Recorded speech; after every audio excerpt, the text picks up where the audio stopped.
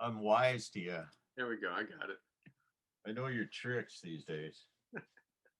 I figured we're recording now. I figured I'd tell you. We watched High Fidelity last night. Yeah, what do you think? I thought it was great. I don't think It's the best maybe if movie I ever. what It's the I best movie no, ever. I'm just saying I don't know if I necessarily would have watched it with my parents if I knew what some of the content was, but it was Oh, a come on. badass movie. Your parents can handle that. They can handle it. It's just awkward to. It was very, it was artsy kind of movie. There was a lot of stuff going on, but I Sexual was content. what? Sexual There content. was a lot of sexual content.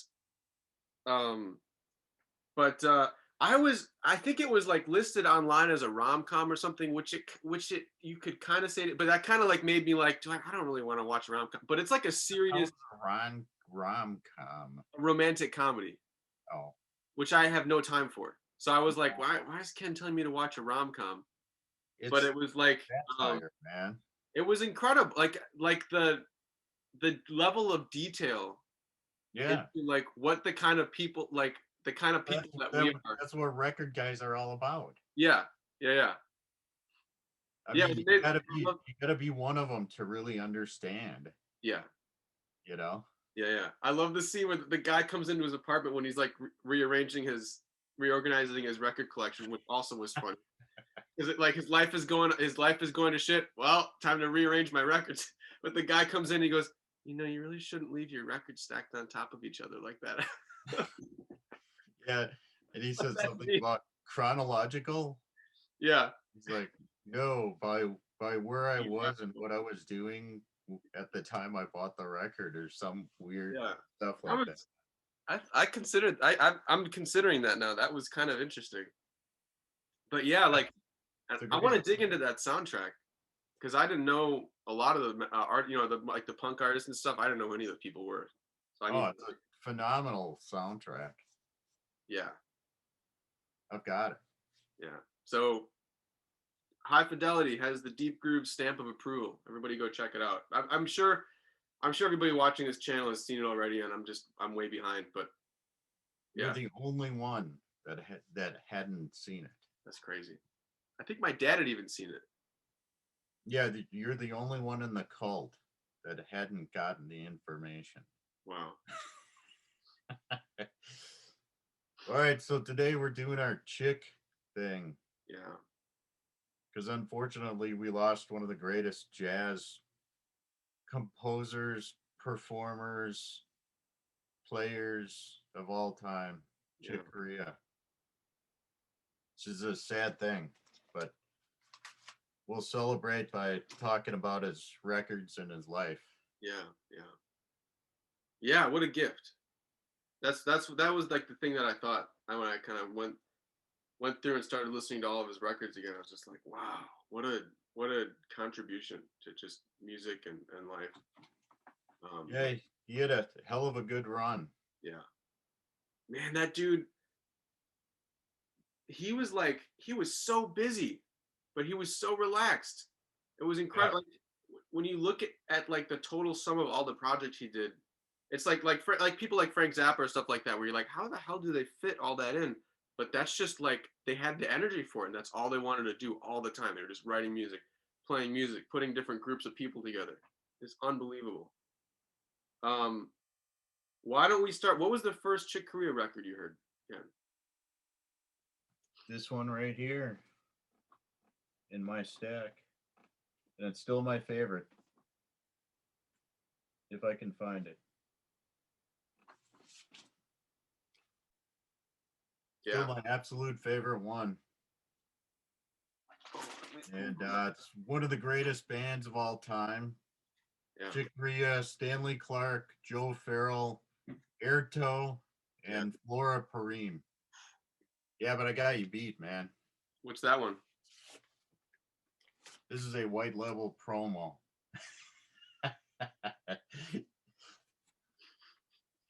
Yes, a coveted white label promo with a hype sticker. Oh, that's good. That's like when they started putting the explicit label on rap records, and then all of a sudden they started putting them on just because they thought it looked cool. If you Yeah. have a promotional Yeah, copy not for sale this sticker, is you know. like the 70s. Like it's almost got sort of a Celtic thing, but it really says Polydor, Mm-hmm.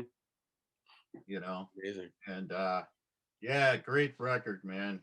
I mean, all of the Return to Forever, at least the early ones were great. Mm-hmm. First one was awesome, but this one really is the one that got me.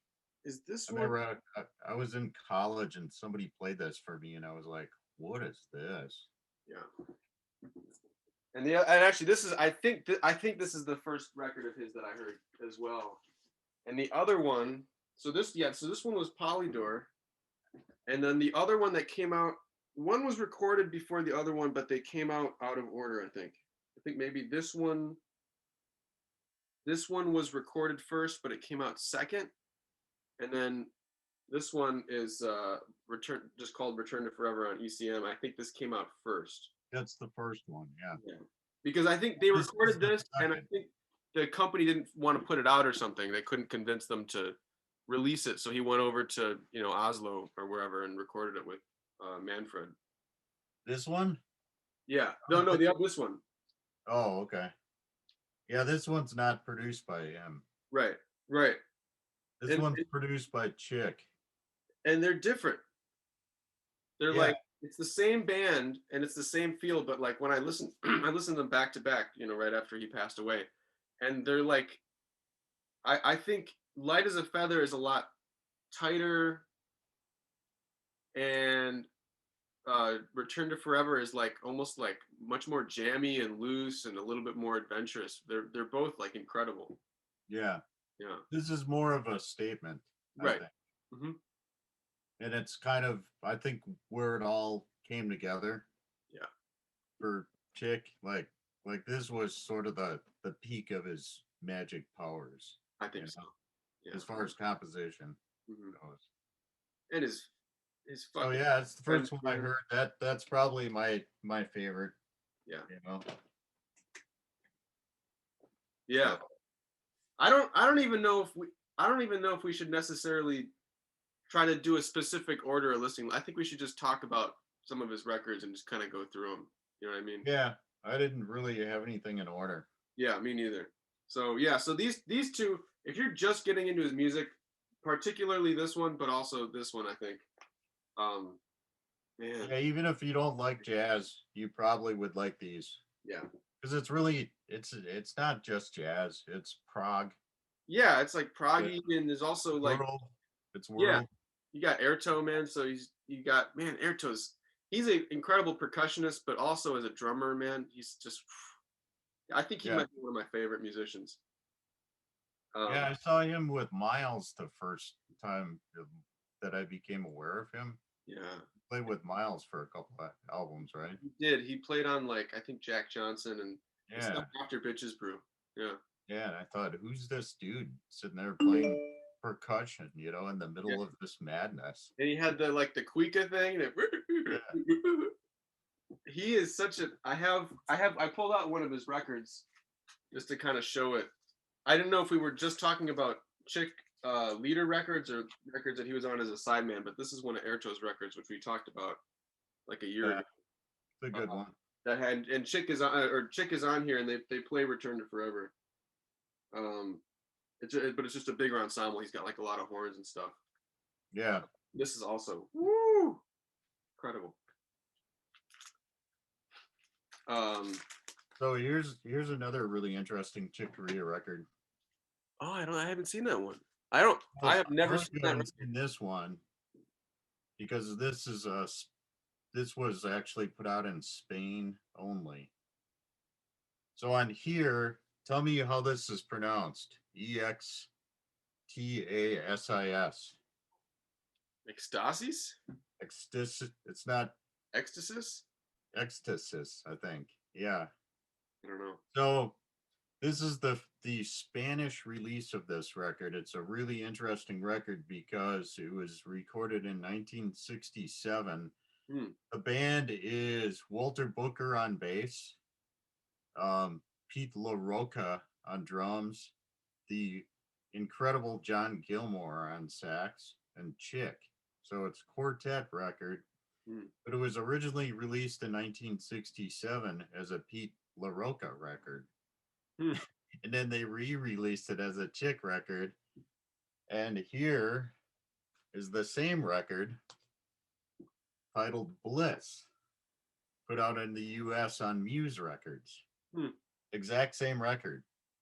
So this record was basically released 3 times, and it was originally a Pete LaRocca record, but when Chick got big, they put it under his name and Yeah. cashed in on it in Spain and in the US. But it's the exact same record. Who else did they did that with Hendrix sometimes too? Where like records he played on as a sideman, they would put out later under his name. Well, yeah, like the early R&B stuff. Yeah, and also when they put out when the Nice put out one of their records, they had Keith Emerson on the cover, but it was Keith Emerson like obviously playing with Emerson, Lake and Palmer. Yeah, and then they put it out again as Keith Emerson and the Knights. That's what it was. Yeah, yeah, yeah. Yeah. So this is a weird thing. Until I started digging through my collection, I didn't even know I had 2 versions of this. Hmm. This is a super cool, and this might even be a boot. I'm not even sure Hmm. because the record label is Dial Discos SA. Check it out. Yeah. Hmm. Dial Discos SA. Yeah, that sounds like a boot. Yeah, but it sounds phenomenal. Hmm. So if it's a boot, it's like one of the best boots ever. Yeah. And then this is Muse, you know. It's a fairly common US label, you know. Yeah. So basically this album in its duration had 3 titles. Hmm. That's amazing. Yeah, it's a cool record. Yeah. You might have heard some of these tracks. It was originally called, when it was a Pete LaRocca record, it was originally called Turkish Woman at the Baths. But the ones that you've heard maybe are Love Planet. Mm, I got to get hipper to his earlier stuff. Actually, the stuff like Yeah. Miles, So I'm not really familiar with. on here, the second track on the first side is Dancing Girls. On the Spanish version, it's Dancing Gers. No L. Are the liner notes in Spanish? No. Huh. Another thing I loved about High Fidelity. I'm thinking about all the things that I thought were funny because of just being on the inside when they're watching that woman play, and they're all going like, "Man, it'd be cool to be dating a musician." Yeah, man, maybe you should put my name in the liner notes. Like they're not even thinking about anything else about the relationship. They just want to see their name when they open an LP cover. Yeah. That was hilarious. That Peter was great. fucking Frampton. Yeah. Is that Peter Frampton? And the guy that outside the bar, I've seen that face before when you're at like an open mic and you're like, are they seriously playing that? And the guy looks at you like, Yeah. yeah, that was great. The next one I'll talk about, this is kind of the more famous incarnation of Return to Forever, although this is not the most famous record. I just got this one because I like the cover. It's kind of like got that kind of hippie kind of vibe. You know what I mean? It's psychedelic, but it's like also like hand drawn and a little bit rough around the edges. You know, it's got the band on a like a dove, and this is Hymn of the Seventh Galaxy. What a far out title. And this is kind of the incarnation that got actually no, this is kind of a transitional group. So this is at some point I think Erto and Flora decided to go off and kind of start their own group. So he replaced them with Lenny White, who was he was on like Bitches Brew and some of the Yeah, stuff. he's a great drummer. Dude, he has some chops that are just Good horrifying. fucking drummer. Yeah. And then Bill Connors is on this one, who was an ECM guitar player, among other things. Yep. and he kind of, and he was, I don't want to call him a placeholder, but until Al Di Meola showed up, he was. This did not represent Bill Connor's abilities. It wasn't. Yeah, I I mean, listened to it. I all like of the his cover. solo records were better than Yeah, this. right. You know, I appreciate what he plays on this record because this is like the thing you have to understand when you listen to these records is this music didn't exist before they put it on the record. You know what I mean? This is cutting edge new music. So Bill Connors, I think, makes a really valiant attempt at designing the kind of guitar playing style that Al Di Meola would create later, which is not my thing necessarily, but it's well, a it wasn't his thing either. right, right. So He was that's trying what to I'm be saying. what Chick wanted him to be, I think. Right. So But if you want to learn about Bill Connors, like get his solo records on ECM. yeah, You know, those are much cooler. yeah, But yeah, he's a that, great player. yeah, yeah, um, yeah. I found a really cool one in that big collection we got. I don't remember what I have it here. This is kind of on a tangent, but where is it? It is almost there. Here we go. This one of Mist and Melting. Oh yeah, This is a great great record. band. This is Jan Garbrick, Gary Peacock, and Jack DeJohnette on it. Woo! Yeah, Incredible. great record. So the next one I'm going to talk about is called Trio Music, Mm. and the trio is Miroslav Beaches. Is that how you pronounce that? Yeah, Roy Haynes and Chick. everyone just calls him Miroslav, so I don't know. Actually, I've never heard his last name pronounced. Yeah. So it's a really interesting record. It's a 2 record set. And there they are, by the way. The boys in the band. Mm-hmm. The first record is all improvisational stuff that they basically, I believe, just sort of, ripped off in the studio live, you know. And the second disc is all Monk compositions done by the same trio. So it's a really interesting record. It's the first the improv record is a little bit outside.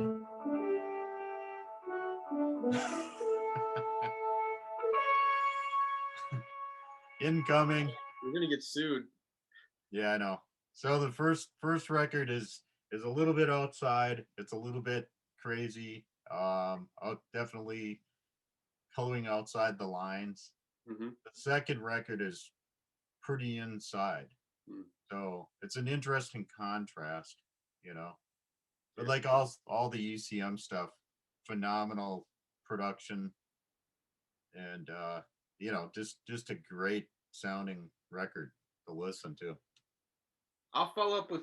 I actually haven't heard that group, although I imagine. I mean, Roy Haynes.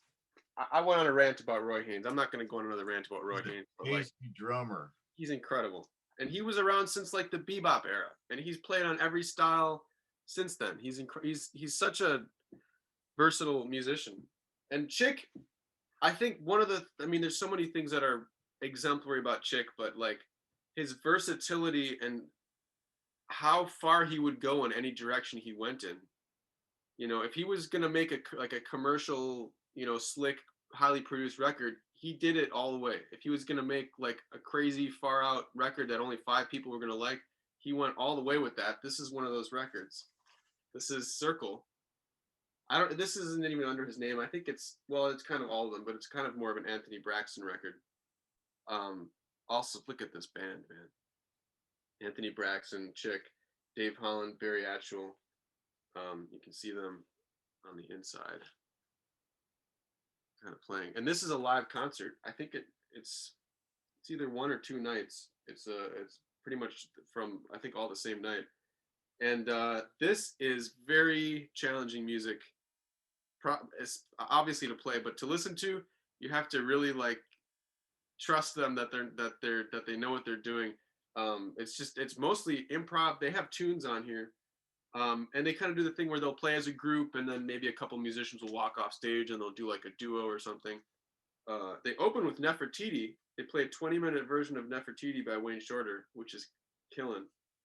And then a lot of obviously you can tell which ones are the Anthony Braxton tunes because one of them is called 73 Degrees Calvin Variation. And there's another one that they don't have his name on here, but he names it on the recording, and it's like 4 squared to the 7th power is greater than 3.4 or something. You know, he's got those. Yeah, that's a typical Anthony Braxton thing. Yeah, yeah. And what was I going to say about this? Yeah, they get themselves into all kinds of trouble, but it's great music. Like I don't want to scare anybody off from this record. It's a rewarding listen. They really play some great stuff. I don't remember if I had anything else specifically to say about it. This is probably, I haven't heard that trio record. This is the most free I've ever heard Chick play. And yeah, that's very similar to disc 1 on the trio music. yeah, it's, you know, and like that's like I said, like he has so many different flavors. You know, he can play really inside stuff that's just perfect, or he can really go far outside the bounds.